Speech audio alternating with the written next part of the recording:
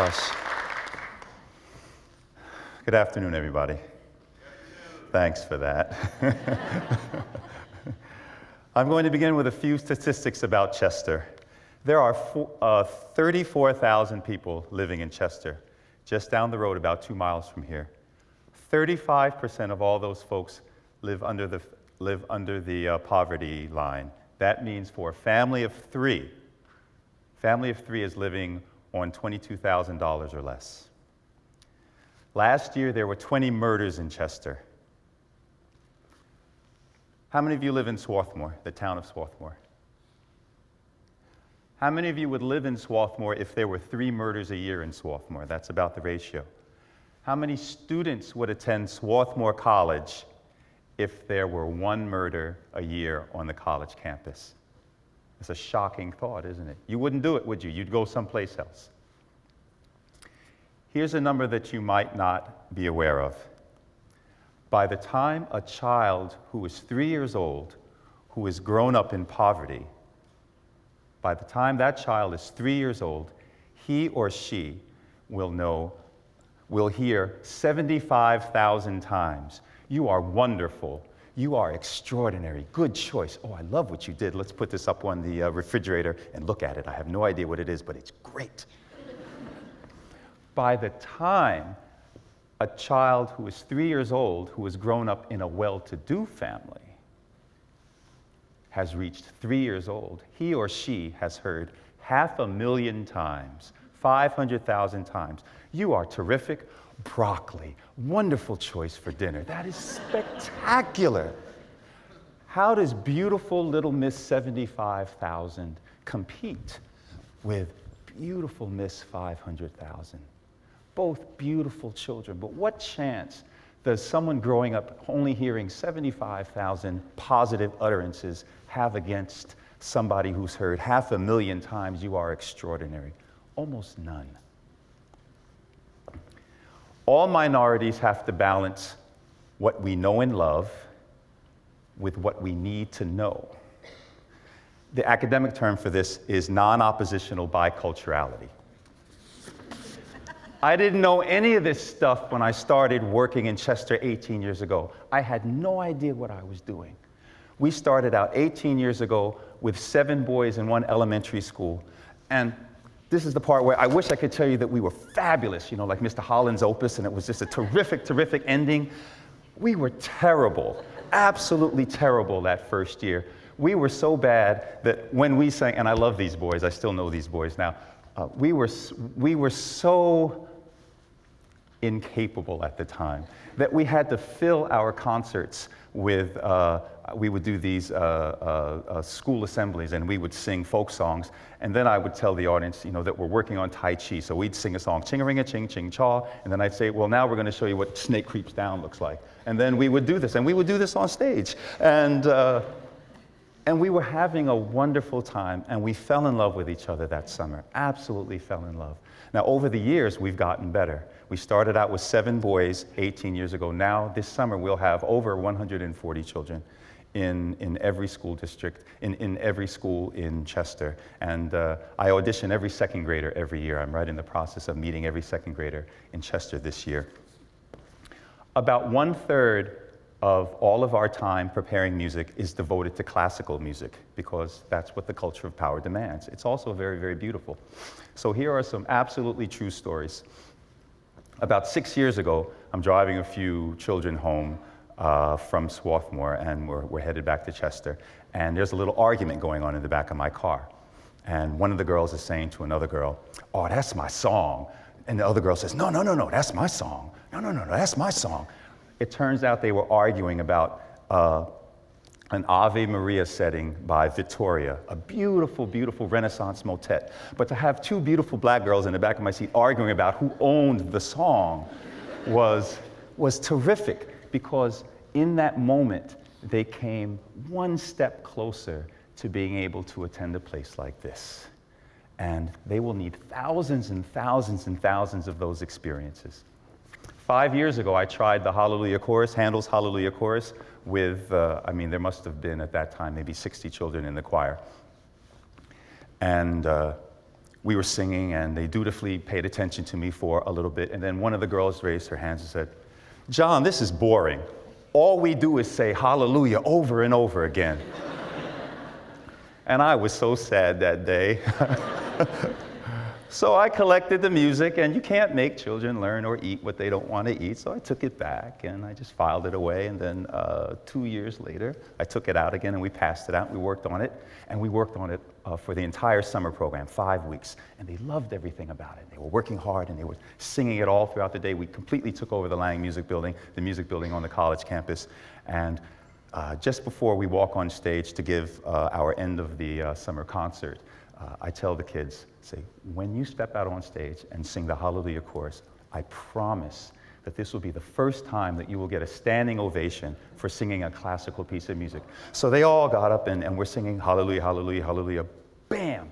And then the audience just got up, just cheering wildly. And I turned around and I looked at the choir and I said, "I told you so, I told you so, I absolutely told you so." And in that moment, they came one step closer to being able to attend a beautiful place like this. So 1/3 of our show is always classical music. Another third is always a cover set. We did a Michael Jackson set, we do R&B set, we're working on a Billy Joel set now. Another true story, we're working on a Beatles set. And we just got done with a dress rehearsal, and a little 3rd grade boy, Romello, comes up to me and he says, "John, thank you for writing that song, Let It Be." And I said, "Man, if I had written that song, we'd be rehearsing in Hawaii right now." And I just wish that all of that applause, that all of that exposure to classical music, to the thrill of being able to perform music that they know and love, to fall in love with the Beatles, I wish that that were enough for the children that I work with. But it isn't. Here's some more numbers for you. There are 683 high schools in Pennsylvania. 683. Chester High, the main high school, is ranked 668th, near the very, very bottom. Last year, the students at the high school that took the PSSAs, their verbal scores, the average was 372. On math, their average was 352. Now, in a moment, those numbers are going to come up on the screen if we can get those. Next, stay there. The total for verbal and math was 730. We have students at Swarthmore College that in one subject do better than 730. How does anybody scoring 730 have this world, have an option, have this option? It is not possible. Here's another number for you. By the time our beautiful 3-year-old, who's grown up in poverty, by the time she is 3 years old, she will know 525 words. You can do a lot with 525 words. By the time a 3-year-old, by the time that a child growing up in a well-to-do family is 3 years old, he or she will know 1,100 words, fluency with 1,100 words. There is no possibility for beautiful Miss 525 to compete with 1,100. It's not possible. So we had to change the Chester Children's course because we're not going to get it done just doing music. So here's what we've done. We've turned our summer program into a school virtually. All of our 3rd graders read one-on-one for an hour, 4 days a week with volunteers from Swarthmore, thank you, Chester, and Media. And they come in and they read one-on-one in the music building, and they read books and they talk about stuff like, how do you think it's going to end when the moose eats the muffin, and so on and so forth. Our middle school kids are studying science. They come in, they do lab science with your faculty and staff and students, and it's marvelous. And they put on their lab jackets and they do research and they guess about outcomes, but mostly they're learning to think like scientists. They study literature, they do art, they do dance. During the academic year, we have a math club for our girls because they asked for it. And we have something called History Boys. Now, our history boys aren't really studying history. They are learning critical thinking. And here's how we set it up. We started out by having our boys define what it was that made a hero, and we started with Batman and the X-Men, both characters and sets of characters that they know and love. From there, we progressed to reading Malcolm X's autobiography. From there, we progressed to studying Greek mythology. And I must say, I am very proud to tell you that right now, they are working their way through Iliad. And that took a year and a half to get. You could have applauded, I would have taken that.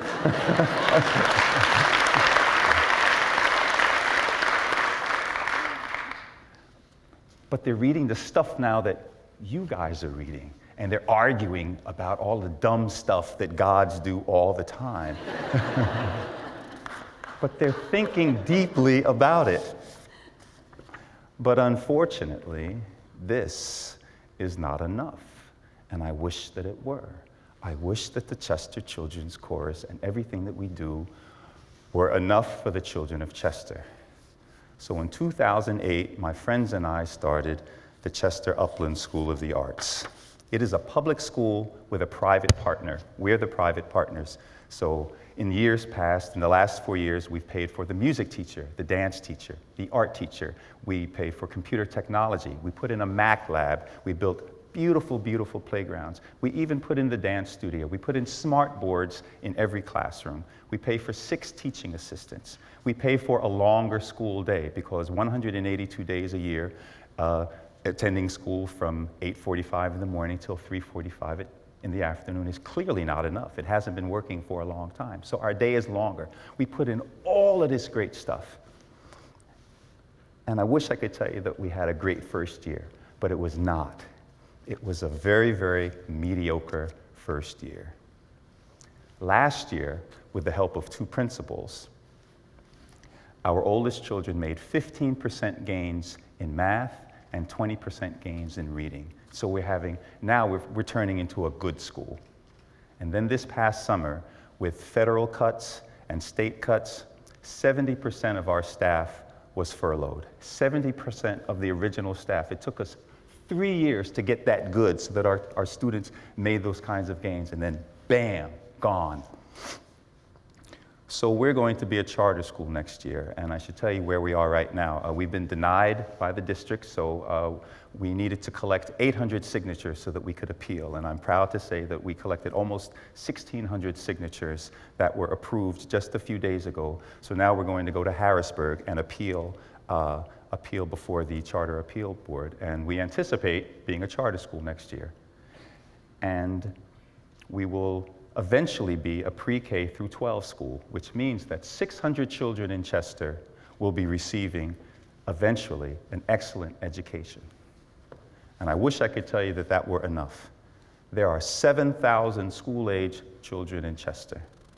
Now, while that is a big number, this is not an insurmountable problem. 7,000 children. It is possible to create institutions for 7,000 children. We can certainly do this.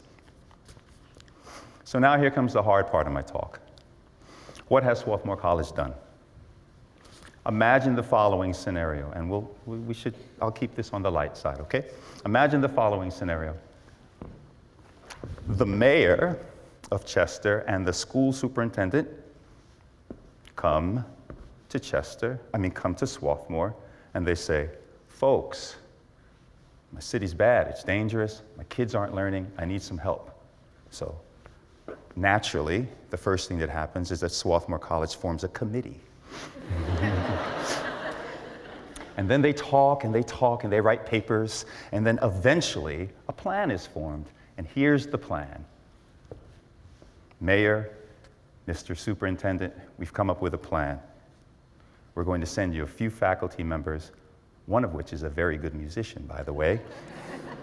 We're going to send you some staff. We're going to send you some very, very bright students. And we're going to give a living wage to anyone from Chester that works at Swarthmore. And by the way, students, for those of you that had anything to do with that, that was absolutely awesome what you did. That was terrific. So and that's going to be the plan. On a more serious note, Swarthmore and Chester have been neighbors for 148 years, almost 150 years, a century and a half. we have been neighbors. So my serious question is, what could Swarthmore College really do? And so the question underneath that is, when?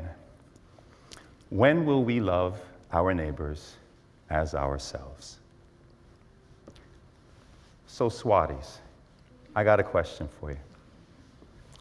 How would you like to be number one in U.S. News World Report? How would you like to be number one forever? Everybody wins with this deal, but here is my offer.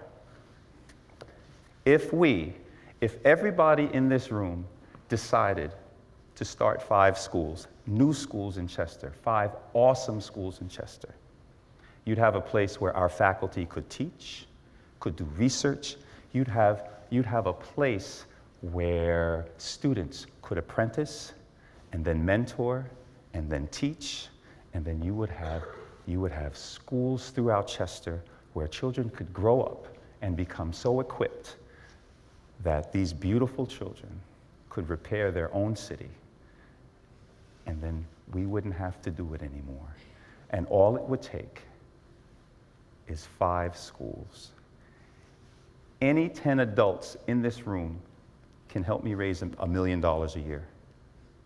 And if you find me afterwards, I will show you how to do it.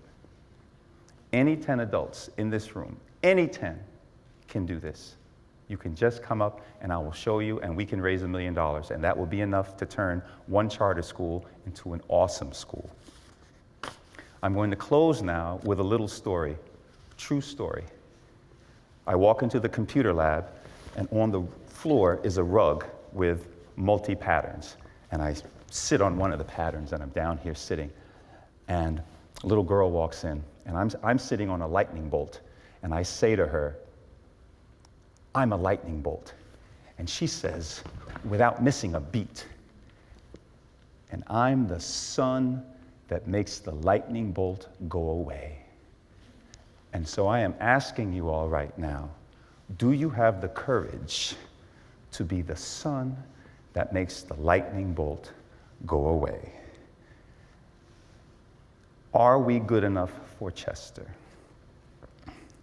The very moment that we love our neighbors as ourselves, we will be.